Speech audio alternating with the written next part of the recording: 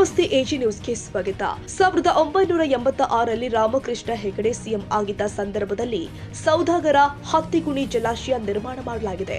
ಜಲಾಶಯದ ಕಾಲುವೆಗಳು ಹಾಳಾಗಿ ಮುಂಗಿಬಿದ್ದು ರೈತರ ಜಮೀನಿಗೆ ನೀರು ತಲುಪದ ಸ್ಥಿತಿಗೆ ತಲುಪಿದೆ. ಹೀಗಾಗಿ ಸಿದ್ದರಾಮಯ್ಯ ಸಾಹೇಬರು ಈ ಬಾರಿ ಬಜೆಟ್ನಲ್ಲಿ 200 ಕೋಟಿ ಮೀಸಲಿಡುವಂತೆ ಒತ್ತಾಯಿಸಿ ಸಾಮಾಜಿಕ ಹೋರಾಟಗಾರ ಉಮೇಶ್ ಮುದ್ದಾಳ್ ರೈತರೊಂದಿಗೆ ಜಲಾಶಯದ ಮೇಲೆ ಕುಳಿತು ಪ್ರತಿಭಟನೆ ಮಾಡಿದ್ದಾರೆ. ಯಾದಗಿರಿ ತಾಲೂಕಿನ ರೈತರ ಜೀವನಾಡಿ ಆಗಿರುವ ಹತ್ತಿಗುಣಿ ಸೌದಾಗರ ಜಲಾಶಯದ ಕಾಲುವೆ ಹಾಳಾಗಿದ್ದು ಹೊಸ ತಂತ್ರಜ್ಞಾನ ಬಳಸಿ ಜಾಕ್ವೆಲ್ ಅಳವಡಿಸಿ ರೈತರ ಜಮೀನಿಗೆ ಸರಾಗವಾಗಿ ನೀರು ತಲುಪುವಂತೆ ಮಾಡಬೇಕು ಅಂತ ಸಾಮಾಜಿಕ ಹೋರಾಟಗಾರ ಉಮೇಶ್ ಮುದ್ದಾಳ್ ಒತ್ತಾಯಿಸಿದ್ದಾರೆ. ಹತ್ತಿಗುಣಿ ಸೌದಾಗರ ಜಲಾಶಯದ ಕಾಲುವೆ ಅಭಿವೃದ್ಧಿಯಿಂದ ಈ ಭಾಗದ ರೈತರು ಗುಳೆ ಹೋಗುವುದನ್ನು ತಪ್ಪಿಸಬಹುದು, ಜೊತೆಗೆ ಮೀನು ಸಾಕಾಣಿಕೆ ಪ್ರೋತ್ಸಾಹಿಸಬಹುದು.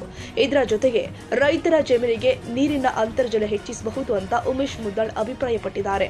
ರೈತರ ಜಮೀನಿಗೆ ವರ್ಷ ಪೂರ್ತಿಯೂ ವಾಣಿಜ್ಯ ಬೆಳೆ ಬೆಳೆಯಬಹುದಾಗಿದೆ ಎಂದಿದ್ದಾರೆ. ಒಟ್ಟಾರೆ ನೀರು ಸೋರಿಕೆಯಾಗದಂತೆ ತಡೆದು ಹೊಸ ತಂತ್ರಜ್ಞಾನ ಬಳಸಿ ಪೈಪ್ಲೈನ್ ಅಳವಡಿಸಬೇಕು. ಸರಿಯಾದ ರೀತಿಯಲ್ಲಿ ಈ 2 ಜಲಾಶಯದ ಕಾಲುವೆ ನಿರ್ವಹಣೆ ಆದರೆ ಇಲ್ಲಿನ ಜನ ಗುಳೆ ಹೋಗುವ ಸ್ಥಿತಿಗೆ ಬರುವುದಿಲ್ಲ ಅಂತ ಆಕ್ರೋಶ ವ್ಯಕ್ತಪಡಿಸಿದ್ದಾರೆ. ಉಮೇಶ್ ಮುದ್ದಾಳ್ ಅಣ್ಣನವರು ಹೇಳಿದಂತೆ ಈ ಜಲಾಶಯಗಳಿಗೆ ಈಗ ತಾನ ಯಾವುದೇ ಅಭಿವೃದ್ಧಿ ಆಗಿಲ್ಲ. ಸುಮಾರು 40-50 ವರ್ಷಗಳಾಯ್ತು. ಈಗ ತಾನ ಎಲ್ಲ ಹದಗೆಟ್ಟು ಹೋಗಿದೆ. ಕೆನಾಲ್ಗಳು ಮತ್ತು ಇದು ಸೇತುವೆ ಪೂರ ಹದರಣ ಹೋಗಿದೆ.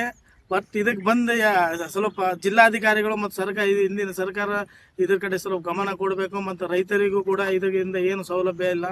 ಎಲ್ಲಿ ಬಂತಂದ್ರೆ ನೀರಿನ ಲೀಕೇಜ್ ಆಗ್ತಾ ಇದೆ. ಇದು ಪೈಪ್ ಲೈನ್ ಮುಖಾಂತರ ರೈತರಿಗೆ ನೀರು ತಲುಪುವಂಥ ಕೆಲಸವನ್ನು ಈಗಿನ ರಾಜ್ಯ ಸರ್ಕಾರ ಆಗಲಿ ಮತ್ತು ಜಿಲ್ಲಾಧಿಕಾರಿಗಳ ನಮ್ಮ ಮನವಿಯನ್ನು ಅಲ್ಲಿ ತಲುಪುವಂಥ ಕೆಲಸ ಮಾಡೋದು. ಸೌದಾಗರ ಜಲಾಶಯ ಸುಮಾರು 40-50 ವರ್ಷದಾಗ ಆಯಿತು.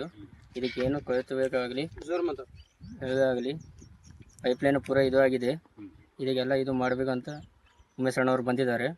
ಯಾದಗಿರಿ ಜಿಲ್ಲೆಯ ಗುರುಮಠಕಲ್ ಮತಕ್ಷೇತ್ರ ವ್ಯಾಪ್ತಿ ಬರ್ತಕ್ಕಂಥ ಹತ್ತಿಗುಣಿ ಡ್ಯಾಮ್ನಲ್ಲಿ ಸಾಕಷ್ಟು ಏನದ 42 ವರ್ಷಗಳ ಹಿಂದನೆ ಈ ಸೌದಾಗರ ಜಲಾಶಯ ಮತ್ತು ಹತ್ತಿಗುಣಿ ಜಲಾಶಯ ಮಾಡಿ ಈ ಭಾಗದಾಗ ಸುಮಾರು 60-60 ಹಳ್ಳಿಗೆ ಇವತ್ತು ಯಾವುದೇ ನೀರಿನ ತೊಂದರೆ ಆಗದಂತೆ ಮಾಡಿರ್ತಕ್ಕಂಥದ್ದು. ಇಲ್ಲಿವರೆಗೆ ಏನದ ಅದು ಕವಲಿ ಯಾವುದು ಕೆನಲ್ ಸ್ವಚ್ಛಗೊಳಿಸೋದಾಗಲಿ ಅದು ನಿರ್ವಹಣೆ ಮಾಡಲಿ ಅಧಿಕಾರಿಗಳು ಜಿಲ್ಲಾಡಳಿತ ಸರ್ಕಾರ ಇಲ್ಲಿವರೆಗೆ ಮಾಡಿಲ್ಲ. ಹಂಗೆ ಅದು ಗಬ್ಬೆದ್ನ ಆರ್ಕೆಸಿ ಕೆನಲ್ಲು ಹಾಳಾಗಿ ಹೋಗ್ಯದ, ಎಲ್ಲ ಹಾಳಾಗಿ ಹೋಗ್ಯದ. ಈಗ ನನ್ನ ಬೇಡಿಕೆ ಮಾನ್ಯ ಮುಖ್ಯಮಂತ್ರಿಗಳು, ಹಿಂದುಳಿದ ವರ್ಗದವರ ಬಗ್ಗೆ ಕಾಳಜಿ ಇರ್ತಕ್ಕಂಥ ಮುಖ್ಯಮಂತ್ರಿಗಳು ಈ ಹಿಂದುಳಿದ ಜಿಲ್ಲೆಗೆ ರೈತರ ಪರವಾಗಿ ನೀವು ಗ್ಯಾರಂಟಿ ಬಂದ್ ಮಾಡಿದ್ರೆ ಪರವಾಗಿಲ್ಲ. ಇದಕ್ಕೇನಾದಂದ್ರೆ ಸುಮಾರು ಇದಕ್ಕೊಂದು 100 ಕೋಟಿ ಹತ್ತಿಗುಣಿ ಜಲಾಶಯ ಸೌದಾಗರ ಜಲಾಶಯ 40 ಇಲ್ಲಿ ಸೇರಿ 100 ಕೋಟಿ 200 ಕೋಟಿ ಅನುದಾನ ತೆಗೆದಿಟ್ಟು ಮಾಡಿದ್ರೆ ಇನ್ನು 50 ವರ್ಷದವನ ಈ ರೈತರಿಗೆ ಯಾವುದೇ ನೀರಿನ ಸಮಸ್ಯೆ ಬರೋದಿಲ್ಲ.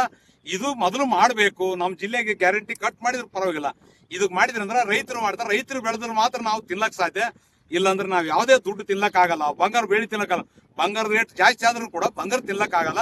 ತಕ್ಷಣ ಮಾನ್ಯ ಮುಖ್ಯಮಂತ್ರಿಗಳು ಪ್ರಸ್ತುತ ಬಜೆಟ್ನಲ್ಲಿ 26-27 ಬಜೆಟ್ನಲ್ಲಿ ಅದಕ್ಕೆ 100 ಕೋಟಿ ಇದಕ್ಕೆ 100 ಕೋಟಿ ಇಟ್ಟುಕೇಸಿ ಈ ಭಾಗದ ರೈತರ ಬೆನ್ನಿಗೆ ನಿಂದಿರ್ಬೇಕಂತಕ್ಕಂಥದ್ದೇ ನನ್ನ ಅಭಿಪ್ರಾಯ.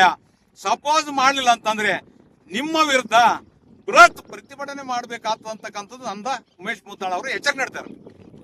ಇದೇ ಸಂದರ್ಭದಲ್ಲಿ ಪರಮೇಶ್, ರಾಜು, ನಾರಾಯಣ, ಈರಾ ಸಿಂಗ್, ನಾಮದೇವ್, ಬಸವರಾಜ್ ಹಣಮಂತ, ಗುರುನಾಥ್ ಸೋನು ರಾಠೋಡ್, ಶಿವಕುಮಾರ್, ಪವನ್, ತಾಯಪ್ಪ ಹಣಮಂತ, ಯಮಣಪ್ಪ, ದೇವಪ್ಪ, ಸಾಬಣ್ಣ, ಗೌಸ್, ಮಲ್ಲಪ್ಪ, ರಾಜಪ್ಪ, ನಾಗಪ್ಪ, ಮಹೇಶ್, ಲಕ್ಷ್ಮಣ, ಮರೆಪ್ಪ, ಭೀಮಪ್ಪ, ಬಸಪ್ಪ, ಸಾಯಿಕುಮಾರ್, ಮಲ್ಲೇಶಿ, ಮೈಲಾರಿ, ಹಣಮಂತಪ್ಪ ಸೇರಿ ಅನೇಕರು ಪ್ರತಿಭಟನೆಯಲ್ಲಿ ಭಾಗವಹಿಸಿದ್ರು.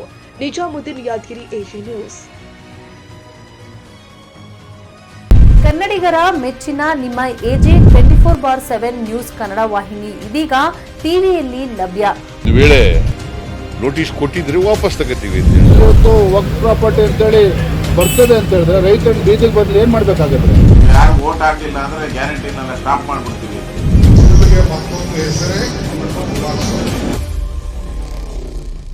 ಕರ್ನಾಟಕ ಮತ್ತು ದೇಶ ವಿದೇಶ 360 ಡಿಗ್ರಿ ಸುದ್ದಿ ಹಾಗೂ ಉತ್ತರ ಕರ್ನಾಟಕ, ಬೆಳಗಾವಿ, ಬಾಗಲಕೋಟೆ, ಧಾರವಾಡ, ಹಾವೇರಿ, ಗದಗ, ಬಿಜಾಪುರ ಜಿಲ್ಲೆಯ ಕ್ಷಣದ ವಿವರವನ್ನ ಪಡೆಯುವುದಕ್ಕೆ ಎಜೆ 24/7 ನ್ಯೂಸ್ ಕನ್ನಡ ವಾಹಿನಿಯನ್ನ ಲೈಕ್ ಮಾಡಿ, ವಿಡಿಯೋಗಳನ್ನ ಶೇರ್ ಮಾಡಿ, ಕಮೆಂಟ್ ಮಾಡುವ ಮೂಲಕ ನಮ್ಮ ವಾಹಿನಿಗೆ ಸಹಕಾರ ನೀಡಿ ಮತ್ತು ಚಾನೆಲ್ ಅನ್ನ ಸಬ್ಸ್ಕ್ರೈಬ್ ಮಾಡಿ.